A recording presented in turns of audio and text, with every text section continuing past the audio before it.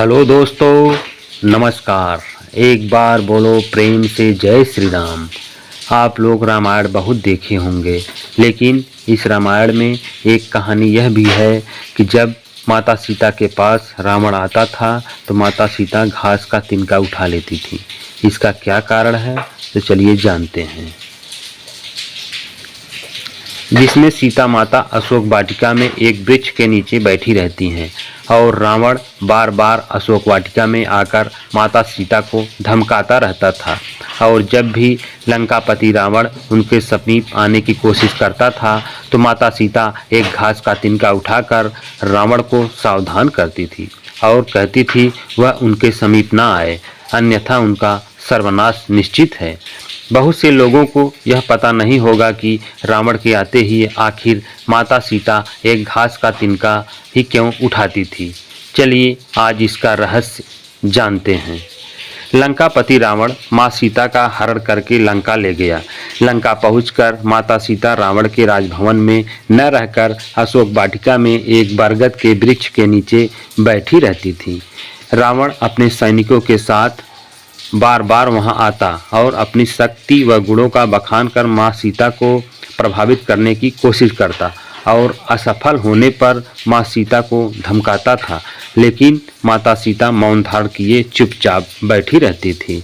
एक बार रावण सीता जी को भ्रमित करने के लिए भगवान श्री राम का वेश धारण कर माँ सीता के पास पहुंच गया। जैसे ही वह माँ सीता के पास पहुंचा, उसका मन बदल गया और वो वापस अपने राजमहल में लौट आया। उसे वापस आया देख रावण की पत्नी मंदोदरी ने उससे सवाल पूछा, आप तो राम का वेश धारण करके गए थे, फिर भी सीता को प्रभावित नहीं कर सके, क्यों? रावण ने जवाब दिया, मंदोदरी, जब मैं राम का वेश धारण कर सीता जी के पास गया तो सीता के प्रति मेरी भावना ही बदल गई। वह मुझे माँ रूप में नजर आने लगी। रावण ने अपना हर पैतरा आजमा दिया, हर दांव चल दिया, लेकिन वह माता सीता को किसी भी प्रकार प्रभावित नहीं कर सका। उसके मन में भी एक सवाल आता था कि आखिर मैं जब भी आता हूँ तब सीता एक घास का तिनका क्यों उठा लेती हैं। वह बार बार कहता था, मेरे जैसा शक्तिशाली व्यक्ति को तुम घास के एक मामूली तिनके से क्यों डराती हो।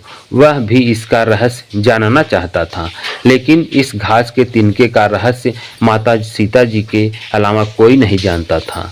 बात उन दिनों की थी जब माता सीता का विवाह भगवान श्री राम के साथ हुआ। उसके बाद वह अपने माता पिता व जनकपुरी को छोड़कर भगवान श्री राम के साथ अयोध्या चली आईं।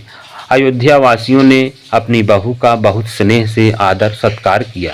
माता सीता ने भी अयोध्या राजमहल के बारे में सारे रीति रिवाजों का बड़ा ही प्यार व सहज भाव से पालन किया।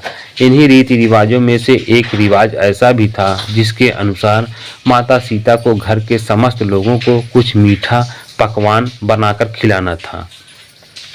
माता सीता ने मीठे पकवान में खीर बनाई और समस्त परिजनों को खीर खाने के लिए आमंत्रित किया गया। सभी परिजनों ने माता सीता का आमंत्रण स्वीकार किया और खीर खाने बैठ गए। माता सीता ने सबको खीर परोस दी, लेकिन न जाने कैसे राजा दशरथ की खीर में एक छोटी सी घास का तिनका गिर गया, जिसे माँ सीता ने देख लिया।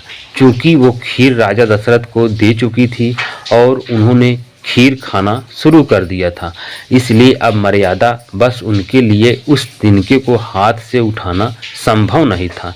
तभी माता सीता ने दूर से ही उस तिनकों को घूर कर देखा और वो तिनका जलकर राख हो गया। सीता जी ने सोचा, उन्हें ये करते हुए किसी ने नहीं देखा, लेकिन राजा दशरथ ने माँ सीता को इस चमत्कार को देख लिया था।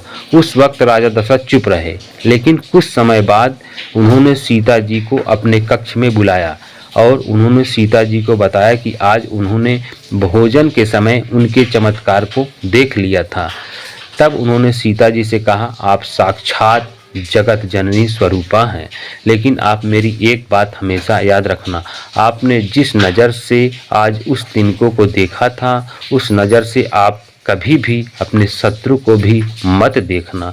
बस इसी कारण से जब भी रावण माता सीता के सामने आता था तो वो उस घास के तिनकों को उठाकर राजा दशरथ की बात को याद कर लेती थी। माता सीता चाहती तो रावण को पल भर में ही राख कर सकती थी, लेकिन राजा दशरथ को दिए उस वचन की लाज रखने के कारण वो हमेशा मौन धारण कर लेती थी। तो दोस्तों, ये थी माता सीता की कहानी। इसीलिए वह घास के तिनकों को उठा लेती थी।